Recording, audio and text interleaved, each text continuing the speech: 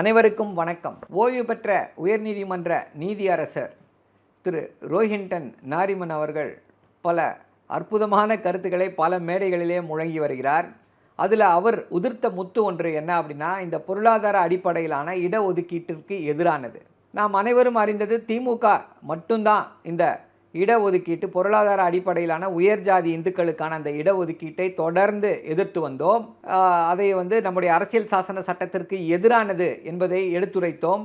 பாராளுமன்றத்தில் குரல் கொடுத்தோம். ஆனால் அவர்கள் வைத்திருக்கக்கூடிய அந்த பெரும்பான்மையை வைத்து எல்லா கட்சிகளும் ஆதரித்தாங்க. அதை ஓட்டு வங்கிக்காக அவர்கள் அதை செய்திருக்கிறார்கள். என்ன அப்படின்னா, நாம் என்ன வாதத்தை வைத்தோமோ, எதனால் இந்த பொருளாதார அடிப்படையிலான அந்த இடபிள்யூஎஸ் கோட்டாவை எதிர்த்தோமோ அதை அப்படியே அவருடைய கருத்தாக பதிவு செய்திருக்கிறார் திரு ரோஹின்டன் நாரிமன் அவர்கள். என்ன சொல்கிறார் அப்படின்னா, நம்முடைய அரசியலமைப்பு சட்டம் யாருக்கு இடஒதுக்கீடு கொடுக்க வேண்டும் என்பதை தெளிவாக வரையறுத்திருக்கிறது. Socially, culturally and educationally backward, சமூக நிலையில், நாகரிகத்தின் அடிப்படையில் மற்றும் கல்வியில் பின்தங்கி பிற்படுத்தப்பட்டவர்களாக இருக்கக்கூடியவர்களுக்குத்தான் இடஒதுக்கீடு கொடுக்கப்பட வேண்டும். அதுதான் நியாயம், அதுதான் நம்முடைய அரசியலமைப்பு சட்டம்.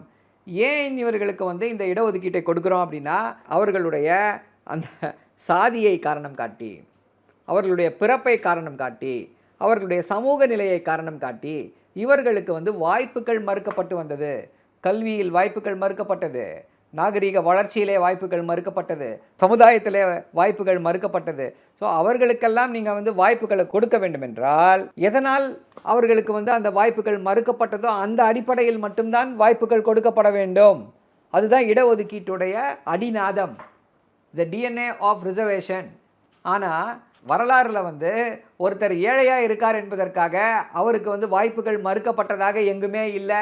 இதை ஏன் உயர்நீதிமன்ற நீதிபதிகள் இந்த சட்டத்தை எப்படி இவர்கள் ஏற்றுக்கொண்டார்கள் அப்படின்னு சொல்லி ஒரு பெரிய கேள்வியை எழுப்பியிருக்கிறார்.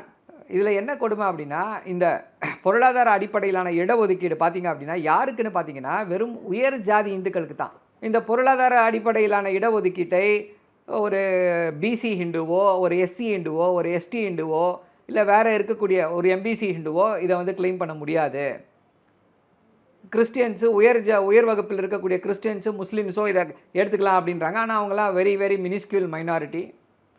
இதனால் பயன்பெறப் போகிறவர்கள் யாருன்னு எல்லாருக்கும் தெரியும். எதற்காக இந்த இடஒதுக்கீடு கொண்டு வரப்பட்டது என்பதும் எல்லோரும் அறிவார்கள். இப்போ வரக்கூடிய அந்த வேடிக்கை பார்த்திங்க அப்படின்னா, எஸ்சி எஸ்டிக்கு என்ன கட் ஆஃப் இருக்கோ அதை விட கம்மியான கட் ஆஃப் இடபிள்யூஎஸ் கோட்டா. 8 லட்ச ரூபா மாதம் வருஷத்துக்கு சம்பாதிக்கிறவன் அரிய வகை ஏழையாம். இதைத்தான் ஒன்றிய அரசு சொல்கிறது. இதையும் ஏற்றுக்கொண்டிருக்கிறார்கள். இன்னொரு முக்கியமான அந்த தீர்ப்பும் உச்சநீதிமன்ற தீர்ப்பும் இதனால் அடிபட்டு போயிருக்கிறது.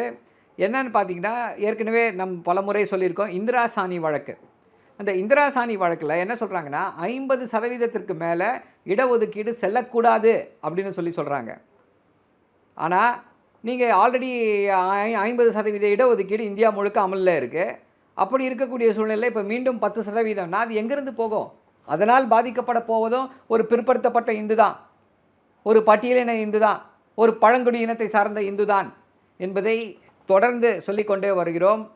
இந்த அநீதி களையப்பட வேண்டிய காலம் கனிந்து வரும். நன்றி, வணக்கம்.